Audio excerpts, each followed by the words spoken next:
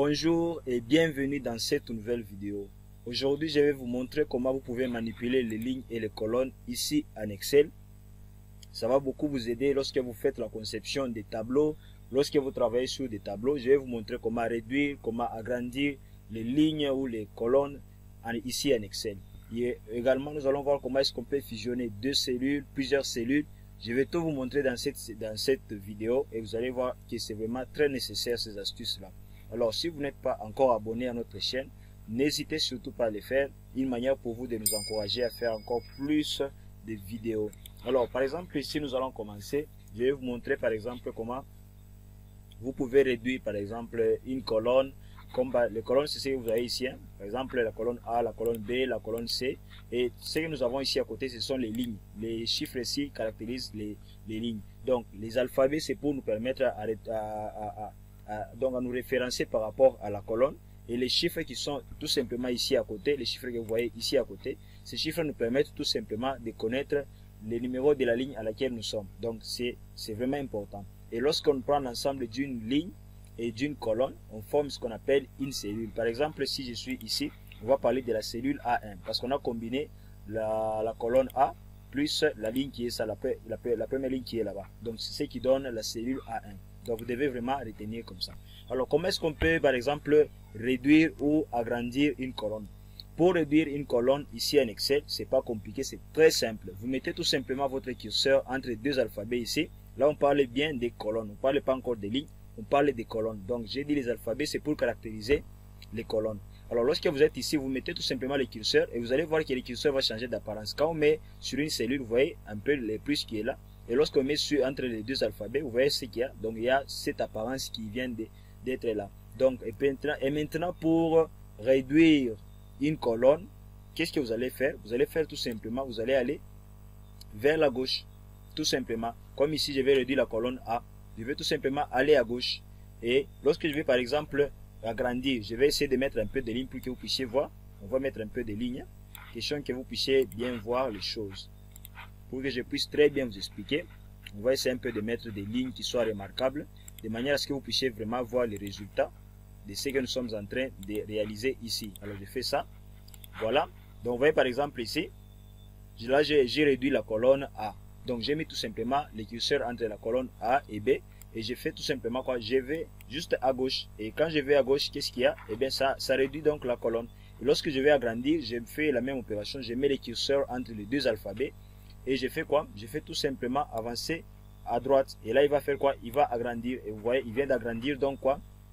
Il vient d'agrandir notre colonne qui est la colonne A. Et si vous voulez agrandir la colonne B, donc vous devez faire, qu'est-ce que vous devez faire? Vous devez mettre votre curseur entre la colonne précédente et la colonne suivante. Mais ce que vous allez manipuler en soi, c'est la colonne précédente. Donc par exemple ici, la colonne qui précède B, c'est la colonne A.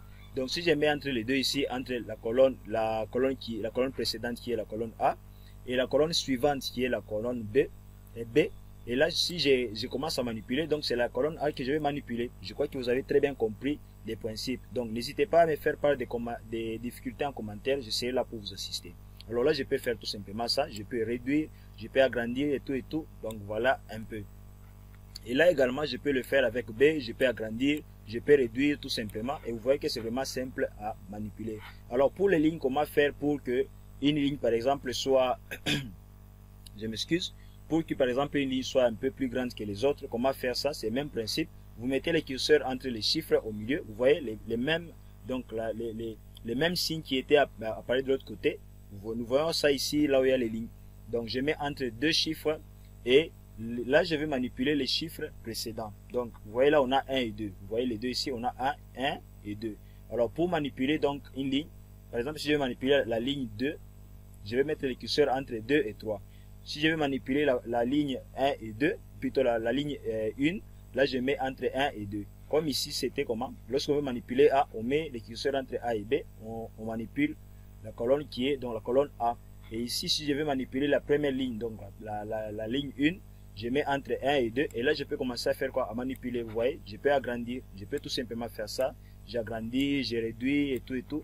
Donc vous pouvez tout simplement manipuler de cette manière pour agrandir vos colonnes, pour réduire vos colonnes. Vous pouvez faire ça, ça dépendra de vous. Alors, comment est-ce qu'on peut également fusionner des cellules ici en Excel? Donc, il y a différentes manières de le faire. Vous pouvez tout simplement faire quoi? Par exemple, si on veut par exemple fusionner ces deux cellules qui est là. Je vous ai bien dit, l'ensemble d'une ligne et d'une colonne, ça forme une cellule. Donc, vous voyez, ça nous donne une case. Alors, la cellule, elle est là, la cellule A1. Alors, par exemple, prenons le cas où on veut fusionner les deux cellules qui sont ici, ou bien les trois cellules qui sont là-bas. Je préfère prendre les cellules qui sont ici en bas. Je prends par exemple au niveau de la deuxième ligne ici, je prends la cellule qui est là. Par exemple, les trois cellules ici, on veut fusionner de manière à ce qu'on puisse avoir une seule cellule, au lieu qu'on puisse avoir trois cellules comme ça. Qu'est-ce que je vais faire? Je vais tout simplement sélectionner. Donc, je sélectionne toutes les cellules que je voudrais fusionner. Et je vais utiliser l'outil qui est là. Je peux aller sur la première flèche qui est là et choisir l'option que je veux. Ou soit, qu'est-ce que je peux faire? Je peux tout simplement cliquer ici sur l'icône qui est là. Mais lorsque vous cliquez directement sur l'icône qui est là-bas, eh bien, qu'est-ce que vous aurez? Vous aurez tout simplement une cellule qui sera fusionnée et centrée directement. Alors, si vous voulez faire la fusion personnalisée, mais vous allez sur la ligne qui est là, au lieu de prendre fusionner et centrer, vous pouvez par exemple tout simplement prendre fusionner. Tout simplement ça, c'est ce que vous pouvez faire. Donc, et là, vous pouvez donc fusionner cela en personnalisant de la façon dont vous voulez le faire. Donc, alors à ce niveau ici, vous voyez, il y a fusionner, centrer, comme je l'ai dit, fusionner, centrer, fusionner, et puis fusionner. Fusionner, centrer, tout simplement, il va fusionner ces colonnes qui sont là, et il va directement centrer notre texte qui est à l'intérieur. Alors, il y a le fusionner qui est ici en dessous ici. La fusion qui est là, là où c'est écrit fusionner, vous devez faire attention. Vous voyez un peu la position donc de la flèche qui est à l'intérieur. C'est pour vous dire que cette option ici vous permet de fusionner les colonnes qui sont sur une même ligne. Donc si vous avez par exemple, vous voulez par exemple fusionner deux cellules qui sont sur une ligne. Prenons le cas où par exemple nous sommes sur les deux cellules qui sont ici sur la ligne 2. Parce que si je mettais par exemple ici et que j'essaie de fusionner, vous allez voir qu'il n'y a rien ne va se passer. On va tenter de faire ça. Je pars là-bas, je fais fusionner. Donc vous voyez, il n'y a rien qui se passe parce que tout simplement, ces cellules ne sont pas sur une même ligne, mais sont sur une même colonne. Donc je pense que vous comprenez le principe. Alors si vous voulez utiliser l'autre fusionner, c'est lorsque vous voulez par exemple fusionner ces deux cellules qui sont sur la même ligne, la ligne 2. Et dès que je pars là-bas, je fais fusionner. Vous voyez, il vient de fusionner les deux cellules. Mais là, si je vais fusionner maintenant les trois cellules qui sont ici, je vais choisir soit fusionner et centrer, soit j'ai choisi l'autre fusion qui est ici en bas, là où il n'y a pas de flèche à l'intérieur. Hein. Vous pouvez tout simplement cliquer là-bas, fusionner, il peut fusionner. Vous pouvez également utiliser fusionner et centrer, ça va toujours fonctionner. Donc retenez un peu cela. Si vous n'avez pas compris, essayez de voir la vidéo, vous allez pouvoir vous retrouver. Alors il peut arriver que vous avez fusionné mal certaines cellules ici, vous voulez les annuler, vous allez tout simplement aller sur la petite flèche qui est là, et vous cliquez tout simplement annuler la fusion des cellules. Vous voyez, il vient d'annuler. Et là, on peut retrouver les cellules qu'on avait avant. On peut également les faire ici. On veut tout simplement annuler fusionner cellules. On fait tout simplement ça et il va annuler. On va retrouver donc toutes les cellules qu'on avait fusionnées. Donc voilà un peu la manière dont vous pouvez manipuler donc les lignes et les colonnes. Comment faire la fusion, augmenter la taille, réduire la taille. Comment faire tout cela. Alors dans la prochaine vidéo, je vais vous montrer également comment est-ce que vous pouvez réduire d'un seul coup plusieurs lignes et plusieurs colonnes d'un seul coup. Alors que vous puissiez commencer à réduire une colonne, ça va vous prendre beaucoup de temps. Dans la prochaine vidéo, je vais vous montrer comment vous pouvez réduire d'un seul coup les lignes et les colonnes. Alors c'est pourquoi je vous recommanderais vraiment de vous abonner à notre chaîne.